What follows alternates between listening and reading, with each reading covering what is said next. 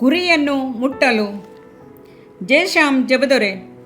ಅಧ್ಯಾಯ 3. ಹಿಂದಿನ ಸಂಗತಿಗಳನ್ನು ಮರೆತುಬಿಟ್ಟು ಮುಂದಿನವುಗಳನ್ನು ಹಿಡಿಯುವುದಕ್ಕೆ ಎದೆ ಬೊಗ್ಗಿದವನಾಗಿ ದೇವರು ಕ್ರಿಸ್ತನ ಮೂಲಕವಾಗಿ ನಮ್ಮನ್ನು ಮೇಲಕ್ಕೆ ಕರೆದು ನಮ್ಮ ಮುಂದೆ ಇಟ್ಟಿರುವ ಬಿರುದನ್ನು ಗುರಿ ಮಾಡಿಕೊಂಡು ಓಡುತ್ತಾ ಇದ್ದೇನೆ. ಫಿಲಿಪ್ಪಿಯ ಪತ್ರಿಕೆ 3ನೇ ಅಧ್ಯಾಯ 13ನೇ ವಚನ. ಓಟದ ಪಂದ್ಯಕ್ಕೆ 2 ಗುರಿಗಳಿವೆ. ಓಡುವವರು ಆ ಗುರಿಯನ್ನು ಮುಟ್ಟಲು ಓಡುವರು. ಇವರು ಉದಾಸೀನತೆಯಿಂದಾಗಲಿ ದಿಕ್ಕು ತಪ್ಪಿಯಾಗಲಿ ಓಡುವುದಾದರೆ ಅವರು ತಳ್ಳಲ್ಪಟ್ಟು ನಿಯಮಕ್ಕೆ ತಪ್ಪಿದವರೆಂಬ ಅಪಹಾಸ್ಯಕ್ಕೂ ಗುರಿಯಾಗುವರು. ಒಬ್ಬ ವ್ಯವಸಾಯಿಯು ತನ್ನ ಪ್ರಯತ್ನದಲ್ಲಿ ಒಂದು ಗುರಿಯನ್ನಿಟ್ಟುಕೊಂಡು ಬಿತ್ತನೆ ಮಾಡುತ್ತಾನೆ. ಅದಕ್ಕೆ ಪ್ರತಿಫಲ ದೊರೆಯುತ್ತದೆ ಎಂದು ನಂಬುತ್ತಾನೆ. ಅದಕ್ಕೆ ತಕ್ಕ ರೀತಿಯಲ್ಲಿ ಗೊಬ್ಬರ ಹಾಕುತ್ತಾನೆ, ನೀರು ಹಾಯಿಸುತ್ತಾನೆ, ಕಳೆ ಕೀಳುತ್ತಾನೆ. ಕೊನೆಯಲ್ಲಿ ಕೊಯ್ಲಿನಲ್ಲಿ ಫಲ ಕಂಡು ಆನಂದಿಸುತ್ತಾನೆ. ದೇವಮಗುವೆ, ನಿನ್ನ ಜೀವಿತದ ಗುರಿಯೇನು? ಯಾವುದನ್ನು ಗುರಿಯಿಟ್ಟು ಓಡುತ್ತಿದ್ದಿ? ಈ ಭೂಮಿಯ ಓಟದಲ್ಲಿ ನಿನ್ನ ಗುರಿ ಏನು? ಬೆಳಿಗ್ಗೆ ಹಾಸಿಗೆಯಿಂದ ಎದ್ದ ಕೂಡಲೇ ಆ ದಿನದ ಚಿಂತೆಗಳು, ದಿನದ ಕೆಲಸ, ಊಟ, ಇವುಗಳ ಯೋಚನೆ, ಉದ್ಯೋಗದ ಚಿಂತೆ, ಹಣದುಬ್ಬರ ಮತ್ತು ಬೇರೆಯವರ ಮಾತು, ಹೀಗೆ ದಿನ ಕಳೆದು ರಾತ್ರಿ ಬರುವಾಗ ಚಿಂತೆಯಲ್ಲಿಯೇ ನಿದ್ದೆ ಮಾಡುತ್ತಿ. ನಿನ್ನ ಗುರಿ ಏನು? ಅನೇಕರು ಯಾವುದೊಂದು ಗುರಿಯಿಲ್ಲದೆ ನಿತ್ಯವೂ ದುಡಿತ ಹೊಟ್ಟೆ ಪಾಡು, ಮಕ್ಕಳು ಮರಿಗೆ ಆಸ್ತಿ ಕೂಡಿಸುವಿಕೆ, ನಾಳೆ ಹೇಗೋ ಎಂಬುದರಲ್ಲಿ ಜೀವನವನ್ನೇ ಮುಗಿಸಿಬಿಡುತ್ತಾರೆ. ಹೀಗೆ ಓಡುವ ಮನುಷ್ಯನ ಅಂತ್ಯ ಅದೂ ಒಂದು ದಿನ ಮುಗಿದು ಹೋಗುವುದು. ಒಬ್ಬ ಆಂಗ್ಲೇಯ ಕವಿ, ಮನುಷ್ಯನು ಖರ್ಚು ಮಾಡುವ ಪ್ರತಿಗಳಿಗೆಯೂ ತನ್ನ ಸಮಾಧಿಯ ಕಡೆಗೆ ಅವನು ತೀವ್ರವಾಗಿ ಓಡುತ್ತಾನೆ ಎನ್ನುತ್ತಾನೆ. ಆದರೆ ಮಾನವನ ಲಕ್ಷ್ಯ ಬರೀ ಸಮಾಧಿ ಎಂಬುದನ್ನು ನಾನು ಒಪ್ಪುವುದಿಲ್ಲ. ಸಮಾಧಿ ಒಂದು ಮಾಯೆಯ ಚಿಹ್ನೆಯಷ್ಟೇ. ಯಾವ ಒಬ್ಬನ ಹೃದಯವು ಅಲ್ಲಿ ನಿದ್ರಿಸುವುದಿಲ್ಲ. ಸಮಾಧಿಯ ಆಚೆಗೆ ಒಂದು ನಿತ್ಯವುಂಟು. ಆ ನಿತ್ಯವಾದ ಗುರಿಯೆಡೆಗೆ ಹೃದಯ ಅಥವಾ ಆತ್ಮ ಸತತವಾಗಿ ಪಯಣಿಸುತ್ತದೆ.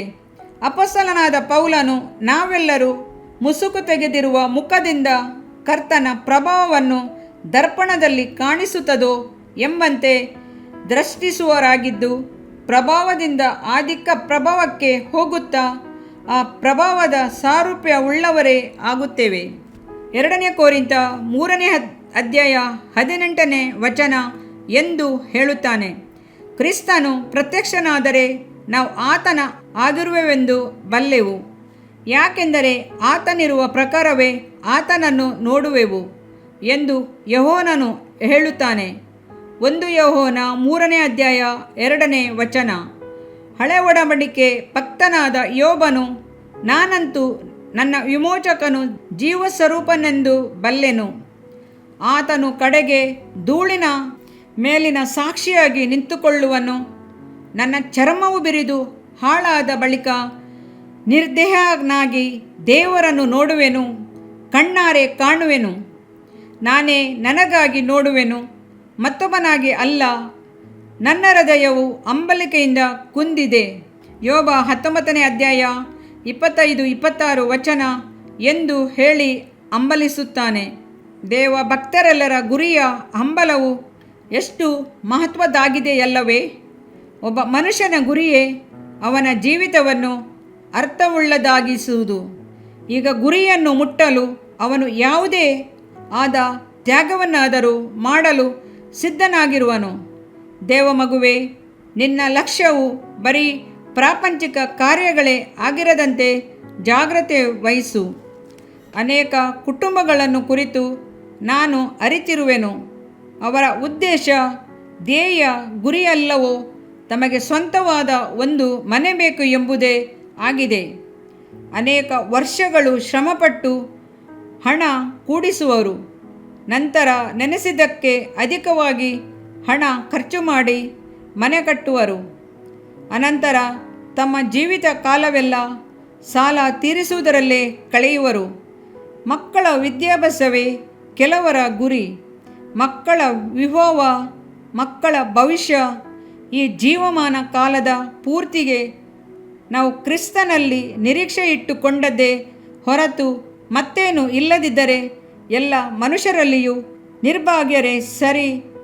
1 ಕೊರಿಂಥ 15ನೇ ಅಧ್ಯಾಯ 19ನೇ ವಚನ ಎಂದು ಅಪೊಸ್ತಲನ ಪೌಲನು ಹೇಳುತ್ತಾನೆ. ಯೌವನಸ್ಥನಾಗಿದ್ದಂಥ ಬಿಲ್ಲಿಗ್ರಾಮಿಗೆ ಒಂದು ಗುರಿ ಸಾಧಿಸಬೇಕೆಂದು ಆಶೆ ಇದ್ದಿತ್ತು. ತಾನು ಲೋಕ ಪ್ರಸಿದ್ಧನಾದ ಕಾಲ್ಚೆಂಡಗಾರನಾಗಬೇಕೆಂಬ ತೀರದ ಬಯಕೆ. ಒಂದು ದಿನ ಆಟದ ಮೈದಾನದಲ್ಲಿ ಆತ್ಮನಾದಾತನು ಅವರೊಂದಿಗೆ ಮಾತನಾಡಿದನು. ನಾಶವಾಗುತ್ತಿರುವಂಥ ಆತ್ಮಗಳ ಪರಿತಾಪಕರವಾದ ಸ್ಥಿತಿಯನ್ನು ಗ್ರಹಿಸುವಂತೆ ಮಾಡಿದನು. ಸುವಾರ್ಥ ಸೇವೆಗೆ ಬರುವಂಥ ಒತ್ತಾಯದಿಂದ ಕರೆದನು. ಅಂದು ಆತನು ಅನೇಕ ಗಂಟೆಗಳ ಕಾಲ ಆಟದ ಮೈದಾನದಲ್ಲಿ ಬಿಕ್ಕಿ ಬಿಕ್ಕಿ ಅಳುತ್ತಾ ಪ್ರಾರ್ಥಿಸಿ ತನ್ನ ಗುರಿಯನ್ನು ಬದಲಾಯಿಸಿಕೊಂಡರು. ಓರಲ್ ರಾಬರ್ಟ್ಸ್ ಯೌವನಸ್ಥನಾಗಿದ್ದಾಗ ಕರ್ತನು ಆತನ ಕಿವಿಗಳನ್ನು ತೆರೆದನು. ಇಡೀ ಮಾನವ ಕೋಟಿಯು ವ್ಯಾಧಿಯಿಂದಲೂ ಹೋರಾಟದಿಂದಲೂ ಕಷ್ಟಗಳಿಂದಲೂ ಬೊಬ್ಬೆಯಿಡುವ ಧ್ವನಿಯು ಹಗಲು ರಾತ್ರಿ ಅವರಿಗೆ ಕೇಳಿಸುತ್ತಲೇ ಇದ್ದಿತು. ಬಿಡುಗಡೆಗಾಗಿ ಮಾನವ ಕುಲ ಹೇಗೆ ಅಳುತ್ತಿದೆ ಎಂಬುದನ್ನು ನಾನು ಕೇಳುವಂತೆ ನೀನು ಸಹ ಕೇಳಬೇಕು ಎಂದು ಕರ್ತನು ಹೇಳಿದನು. ಆ ಅಳುವಿನ ಕೂಗು ಅವರ ಗುರಿಯನ್ನು ಬೊಟ್ಟಿಟ್ಟು ತೋರಿಸುತ್ತಲೇ ಇದ್ದಿತು. ಹೌದು, ಕ್ರಿಸ್ತನಿಗಾಗಿ ಹಗಲು ರಾತ್ರಿ ಶ್ರಮಪಡುವಂತೆ ತನ್ನನ್ನು ಒಪ್ಪಿಸಿಕೊಟ್ಟರು. ಪಾಪದಿಂದಲೂ ಶಾಪದಿಂದಲೂ ವ್ಯಾಧಿಯಿಂದಲೂ ಪೀಡಿತರಾಗಿರುವರನ್ನು ಕ್ರಿಸ್ತನ ಮಹಿಮೆಯ ಬಲದಿಂದ ಹೊರತರುವುದೇ ಆತನ ಲಕ್ಷ್ಯವಾಗಿ ನಿಂತಿತು. ಕಾರ್ಮೆಕೆಲ್ ಅಮ್ಮನವರು ಕಂಡಂಥ ಒಂದು ದರ್ಶನ ಅವರ ಹೃದಯವನ್ನೇ ಕರಗಿಸಿತು. ಹೇರಳವಾದ ಜನರು ಆಡುತ್ತಾ ಹಾಡುತ್ತಾ ಕುಡಿಯುತ್ತಾ ಕುಣಿಯುತ್ತಾ ಒಂದು ವಿಶಾಲವಾದ ದಾರಿಯಲ್ಲಿ ಹೋಗುತ್ತಿದ್ದರು. ಒಬ್ಬರಿಗಾದರೂ ಜೀವಿತದಲ್ಲಿನ ಗುರಿ ಏನು ಎಂಬ ತಿಳುವಳಿಕೆ ಇದ್ದಂತೆ ಕಂಡುಬರಲಿಲ್ಲ. ಅದನ್ನು ತಿಳಿದುಕೊಳ್ಳುವ ಇಷ್ಟವೂ ಸಹ ಅವರಿಗೆ ಇದ್ದಂತೆ ಇರಲಿಲ್ಲ. ಲೋಕವನ್ನು ಅನುಭವಿಸಿ ಮನಬಂದಂತೆ ಜೀವಿಸುತ್ತಾ ತಮ್ಮ ದಾರಿಯಲ್ಲಿ ತಾವು ನಡೆಯುತ್ತಿದ್ದರು. ಆದರೆ ಆ ದಾರಿ ಪಕ್ಕನೆ ಅಂತ್ಯವಾಯಿತು. ಅಲ್ಲಿ ಅಗಲವಾದ ಪಾತಾಳವಿದ್ದಿತು. ಆದರೆ ಆ ದಾರಿ ಪಕ್ಕನೆ ಅಂತ್ಯವಾಯಿತು. ಅಲ್ಲಿ ಅಗಲವಾದ ಪಾತಾಳವಿದ್ದಿತು. ಆ ದಾರಿಯಲ್ಲಿ ಬಂದವರು ಪಕ್ಕನೆ ಕಾಲು ಜಾರಿ ಆ ಪಾತಾಳದೊಳಗೆ ಬಿದ್ದು ಹೋದರು. ಹಾಗೆ ಬೀಳುವಾಗ ಒಂದು ಭಯಂಕರವಾದ ಅಳುವ ಬೊಬ್ಬೆ ಹಾಕುವ ಧ್ವನಿ ಅಲ್ಲಿ ಎದ್ದಿತು. ಆ ಕೂಗು ರಕ್ತವನ್ನೇ ಹೆಪ್ಪುಗಟ್ಟಿಸಿ ಹೃದಯವನ್ನು ಒಡೆಯುವಂಥ ಭಯಂಕರ ಕೂಗಾಗಿತ್ತು. ಒಬ್ಬ ತಾಯಿ ಮತ್ತು ಮಗಳು ಆ ದಾರಿಯಲ್ಲಿ ನಡೆದು ಬರುತ್ತಿದ್ದರು. ಆದರೂ ಸಹ ಅದೇ ಸ್ಥಳಕ್ಕೆ ಬಂದು ಬಿದ್ದರು. ಹುಡುಗಿಯ ಕಾಲು ಜಾರಲು ಅಮ್ಮ ಎಂದು ದೊಡ್ಡ ಧ್ವನಿಯಿಂದ ಕೂಗಿ ಪಾತಾಳದಲ್ಲಿ ಬಿದ್ದು ಬಿಟ್ಟಳು. ಮರುನಿಮಿಷ ಆ ತಾಯಿಯ ಕಾಲು ಜಾರಿತು. ಆದರೆ ಅವಳು ಬೀಳುವ ಮೊದಲು ಅಲ್ಲಿದ್ದಂಥ ಒಂದು ಹುಲ್ಲನ್ನು ಹಿಡಿದುಕೊಂಡಳು. ಅವಳ ದೇಹವಿಡೀ ಕೆಳಗೆ ತೂಗಾಡುತ್ತಿತ್ತು. ಅವಳು ಕೆಳಗೆ ನೋಡಿದಳು. ಅಯ್ಯೋ, ಅದು ಅಗಾಧವಾದ ಪಾತಾಳ, ಬೆಂಕಿಯ ಕೆರೆಯಾಗಿತ್ತು. ಅದನ್ನು ನೋಡಿದಂಥ ಆ ತಾಯಿ ನಡುಗುತ್ತಾ ದಿಗಿಲಿನಿಂದ, ಅಯ್ಯೋ, ಯಾರಾದರೂ ನನ್ನನ್ನು ಕಾಪಾಡಲಾರಿರಾ ಎಂದು ಪುನಃ ಬೊಬ್ಬೆ ಹಾಕುತ್ತಲೇ ಇದ್ದಳು. ಅಷ್ಟರಲ್ಲಿ ಅವಳು ಹಿಡಿದಿದ್ದ ಹುಲ್ಲು ಸ್ವಲ್ಪ ಸ್ವಲ್ಪವಾಗಿ ಸಡಿಲವಾಗಿ ಅವಳು ಸಹ ಅಯ್ಯೋ ಎಂಬ ದೊಡ್ಡ ಧ್ವನಿಯಿಂದ ಪಾತಾಳದೊಳಗೆ ಬಿದ್ದಳು. ದರ್ಶನವು ಮುಗಿಯಿತು. ಕಾರ್ಮೆಕೆಲ್ ಅಮ್ಮನವರ ಶರೀರವೆಲ್ಲ ಕಂಪಿಸುತ್ತಿತ್ತು.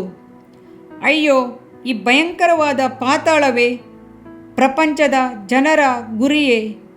ಇದರೆಡೆಗೆ ಜನರು ಈ ರೀತಿ ತಿಳುವಳಿಕೆ ಇಲ್ಲದೆ ಹೋಗುತ್ತಿರುವರಲ್ಲ ಎಂದು ಚಿಂತನೆ ಮಾಡಿದ ಅವರು ಒಂದು ತೀರ್ಮಾನಕ್ಕೆ ಬಂದರು.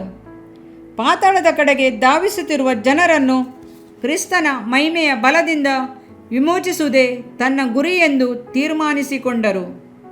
ದೇವಮಗುವೆ, ನಿನ್ನ ಗುರಿ ಏನು? ತನ್ನ ಗುರಿಯನ್ನು ಕುರಿತು ಅಪೊಸ್ತಲನಾದ ಪೌಲನಲ್ಲಿ ದೃಢವಾದ ತೀರ್ಮಾನವಿದ್ದದರಿಂದಲೇ ದೇವರು ಕ್ರಿಸ್ತನ ಮೂಲಕವಾಗಿ ನಮ್ಮನ್ನು ಮೇಲಕ್ಕೆ ಕರೆದು ನಮ್ಮ ಮುಂದೆ ಇಟ್ಟಿರುವ ಬಿರುದನ್ನು ಗುರಿ ಮಾಡಿಕೊಂಡು ಓಡುತ್ತಾ ಇದ್ದೇನೆ. ಫಿಲಿಪ್ಪಿಯ ಪತ್ರಿಕೆ 4ನೇ ಅಧ್ಯಾಯ 14ನೇ ವಚನ ಎಂದು ಹೇಳುತ್ತಾನೆ. ಪೌಲನು ಈ ವಾರ್ತೆಗಳನ್ನು ರೋಮಪುರದ ಸೆರೆಮನೆಯಲ್ಲಿ ಕೈಗಳಿಗೂ ಕಾಲುಗಳಿಗೂ ಬೇಡಿ ಹಾಕಲ್ಪಟ್ಟವನಾಗಿ ಇದನ್ನು ಬರೆಯುತ್ತಾನೆ. ಮರಣವನ್ನು ಎದುರು ನೋಡುತ್ತಿರುವಂಥ ಆ ಪರಿಸ್ಥಿತಿಯಲ್ಲೂ ಸಹ ಅವನು ತನ್ನ ಜೀವಿತದ ಗುರಿಯನ್ನು ಬಿಡಲಿಲ್ಲ. ಮುಂದೆ ಇಟ್ಟಿರುವ ಬಿರುದನ್ನು ಗುರಿ ಮಾಡಿಕೊಂಡು ಓಡುತ್ತಾ ಇದ್ದೇನೆ ಎನ್ನುತ್ತಾನೆ. ಅವನ ಲಕ್ಷ್ಯವನ್ನು ಯಾವುದೂ ಬದಲಾಯಿಸಲಾಗಲಿಲ್ಲ. ಮರಣವಾಗಲಿ, ಜೀವವಾಗಲಿ, ದೇವದೂತರಾಗಲಿ, ದುರಾತ್ಮಗಳಾಗಲಿ, ಮೇಲಣ ಲೋಕವಾಗಲಿ, ಬೇರೆ ಯಾವ ಸೃಷ್ಟಿಯಾಗಲಿ ನಮ್ಮನ್ನು ನಮ್ಮ ಕರ್ತನಾದ ಯೇಸು ಕ್ರಿಸ್ತನಲ್ಲಿ ತೋರಿಬಂದ ದೇವರ ಪ್ರೀತಿಯಿಂದ ಅಗಲಿಸಲಾರದು ಎಂದು ಹೇಳಿ, ನಮ್ಮನ್ನು ಪ್ರೀತಿಸಿದಾತ ಮೂಲಕವಾಗಿ ನಾವು ಎಲ್ಲ ಕಾರ್ಯಗಳಲ್ಲಿ ಜಯಶಾಲಿಗಳಾಗುತ್ತೇವೆ ಎಂದು ಹೇಳುತ್ತಾನೆ. ರೋಮಪತ್ರಿಕೆ 8ನೇ ಅಧ್ಯಾಯ 37ನೇ ವಚನ. ಅನೇಕ ವಿಶ್ವಾಸಿಗಳನ್ನು, ಸೇವಕರನ್ನು ಕಂಡಿದ್ದೇನೆ. ಅವರು ತಮ್ಮ ಆರಂಭದಲ್ಲಿ ಇದ್ದಂಥ ವೇಗವನ್ನು, ಲಕ್ಷ್ಯವನ್ನು, ಪ್ರತಿಷ್ಠೆಯನ್ನು ಮರೆತುಬಿಟ್ಟು ದಿಕ್ಕು ಬದಲಾಯಿಸಿಕೊಳ್ಳುತ್ತಾರೆ. ಇದು ಎಷ್ಟು ಶೋಚನೀಯವಲ್ಲವೇ? ಅವರು ಸ್ವಂತ ಅವಮಾನವೆಂಬ ನೊರೆಯನ್ನು ಕಾರುವ ಸಮುದ್ರದ ಹುಚ್ಚು ತೆರೆಗಳು ಆಗಿದ್ದಾರೆ. ಅಲೆಯುವ ನಕ್ಷತ್ರಗಳಾದ ಇವರ ಪಾಲಿಗೆ ಕಾರ್ಗತ್ತಲೆಯು ಸದಾಕಾಲ ಇಟ್ಟಿರುವುದು. ಯೂದ 1ನೇ ಅಧ್ಯಾಯ 13ನೇ ವಚನ ಎಂದು ಯೂದನು ಹೇಳುತ್ತಾನೆ.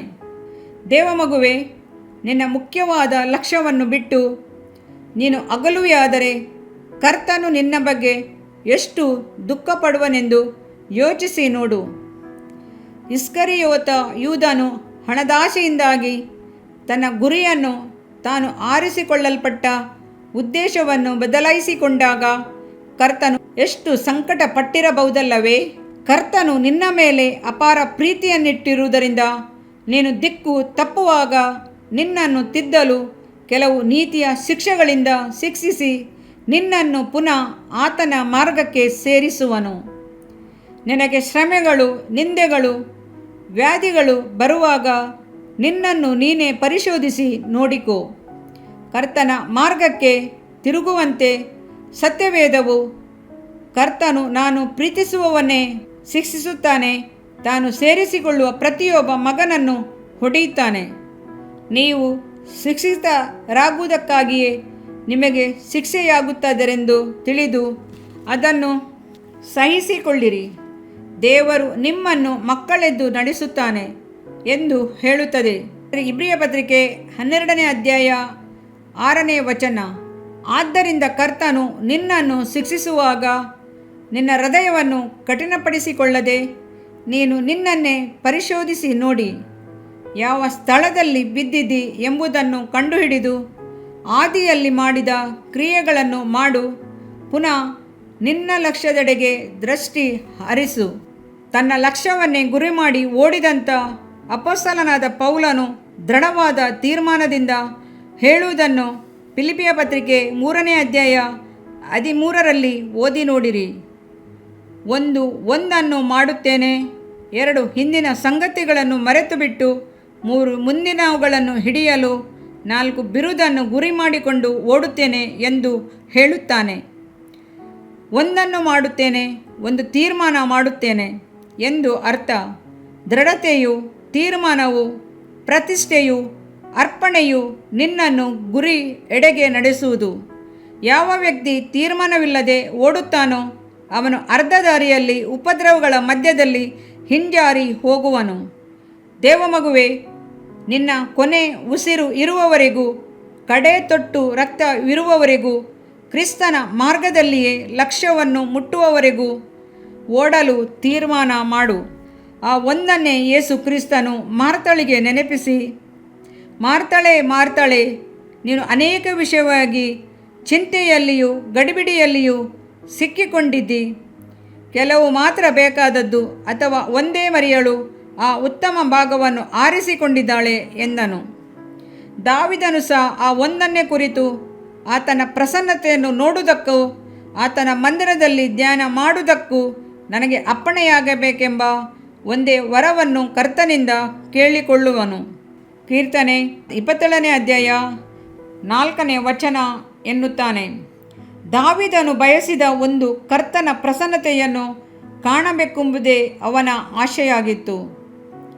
ಹಿಂದಿನವುಗಳನ್ನು ಮರೆತು ಗುರಿಯೆಡೆಗೆ ಸಾಗುವಾಗ ಎಂದೆಂದೂ ಹಿಂದಿರುಗಿ ನೋಡಬೇಡ. ಹಿಂದೆ ಬಿಟ್ಟು ಬಂದಂಥ ಪಾಪಗಳನ್ನು ನೆನೆಸಬೇಡ. ಲೌಕಿಕ ಪಾಪ ಸಂತೋಷಗಳನ್ನು ಹಿಂದಿರುಗಿ ನೋಡಬೇಡ. ಅಂದು ಲೋಟನ ಕುಟುಂಬವು ನಾಶಕ್ಕೂ ಅಳಿವಿಗೂ ತಪ್ಪಿಸಿಕೊಳ್ಳುವಂತೆ ಓಡಿತು.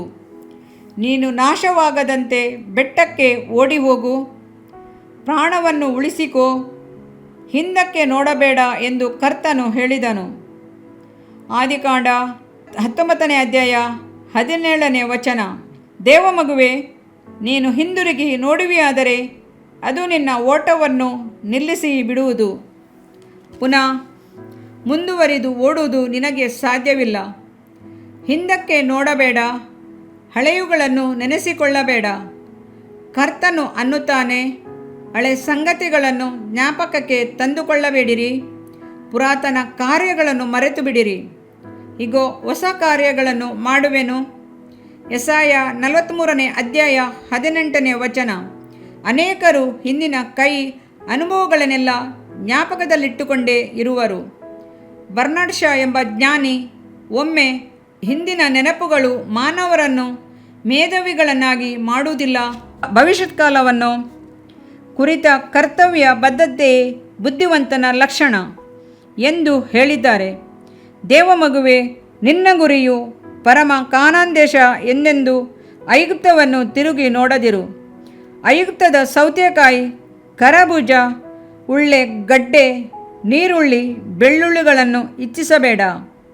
ಹಾಲು ಜೇನು ಹರಿಯುವ ಕಾನಾನಿನ ಮಹಿಮೆಯನ್ನು ನೀನು ಅಧಿಕವಾಗಿ ಧ್ಯಾನಿಸುವಿಯಾದರೆ ಐಗುಪ್ತದ ಆಕರ್ಷಣೆ ನಿನ್ನನ್ನು ಬಿಟ್ಟು ಓಡಿ ಹೋಗುವುದು. ಮುಂದಿನವುಗಳನ್ನು ಹಿಡಿಯಲು ಅಪೊಸ್ತಲನಾದ ಪೌಲನ ಹಿಂದಿನವು ಯಾವುದು? ಆತನು ಹಿಡಿಯಲು ಓಡಿದಂಥ ಮುಂದಿನವುಗಳಾವು? ಅಪೊಸ್ತಲನಾದ ಪೌಲನ ಕಾಲದಲ್ಲಿ ಕ್ರಿಸ್ತನಿಗಾಗಿ ರಕ್ತಸಾಕ್ಷಿಯಾಗಿ ಸತ್ತವರ ಸಂಖ್ಯೆ ಅಧಿಕವಾಗಿದ್ದಿತ್ತು. ಕ್ರಿಸ್ತನನ್ನು ಜನರು ಅಪಾರವಾಗಿ ಪ್ರೀತಿಸುತ್ತಿದ್ದರು. ಕ್ರಿಸ್ತನಿಗಾಗಿ ಅವಿರತವಾಗಿ ದುಡಿದು ರಕ್ತಸಾಕ್ಷಿಯಾಗಿ ಸಾಯುವುದು ಒಂದು ದೊಡ್ಡ ಭಾಗ್ಯವೆಂದು ತಿಳಿದಿದ್ದರು.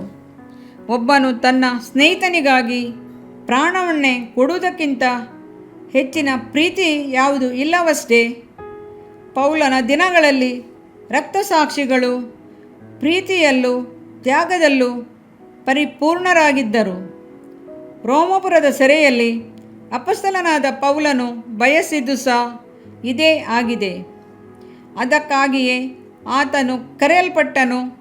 ಅವನು ನನ್ನ ಹೆಸರಿನ ನಿಮಿತ್ತ ಎಷ್ಟು ಹಿಂಸೆ ಅನುಭವಿಸಬೇಕೆಂಬುದನ್ನು ನಾನೇ ಅವನಿಗೆ ತೋರಿಸುವೆನು ಎಂದು ಕರ್ತನು ನುಡಿದಿದ್ದಾನೆ. ಅಪೊಸ್ತಲರ ಕೃತ್ಯ 9ನೇ ಅಧ್ಯಾಯ 16. ಈ ಭೂಲೋಕದ ಜೀವಿತದಲ್ಲಿ ಯೇಸು ಕ್ರಿಸ್ತನಿಗೆ ಶಿಲುಬೆಯು ಯಾವ ರೀತಿ ಗುರಿಯಾಗಿತ್ತೋ ಅದೇ ರೀತಿ ಅಪೊಸ್ತಲನಾದ ಪೌಲನ ಗುರಿಯು ಕ್ರಿಸ್ತನಿಗಾಗಿ ರಕ್ತಸಾಕ್ಷಿಯಾಗಿ ಜೀವನವನ್ನು ಕೊಡಬೇಕೆಂಬುದೇ ಆಗಿತ್ತು.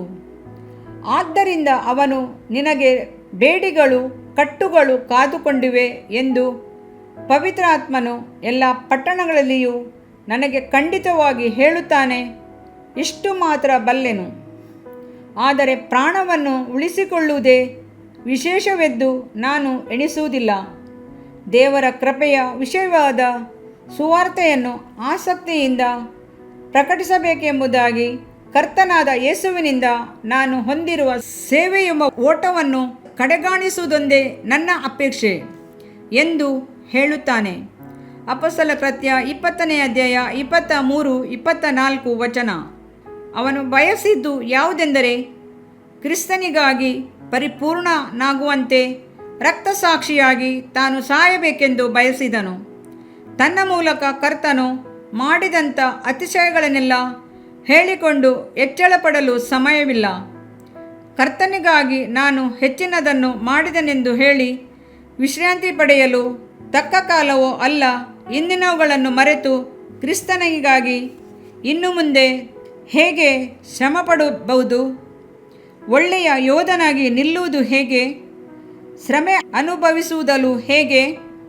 ಎಂಬುದನ್ನೆಲ್ಲ ಕುರಿತು ಮುಂದಿನವುಗಳನ್ನು ಚಿಂತಿಸುವುದೇ ಅವನ ಧ್ಯೇಯವಾಗಿತ್ತು.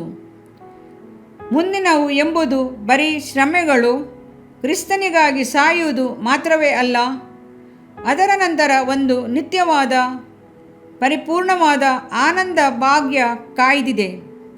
ಕಣ್ಣೀರಿಲ್ಲದ ದೇಶದಲ್ಲಿ, ಕ್ರಿಸ್ತನ ಸೌರೂಪ್ಯದಲ್ಲಿ ತೃಪ್ತಿ ಕೊಡುವ ಪರಲೋಕ ಭಾಗ್ಯವೂ ಉಂಟು.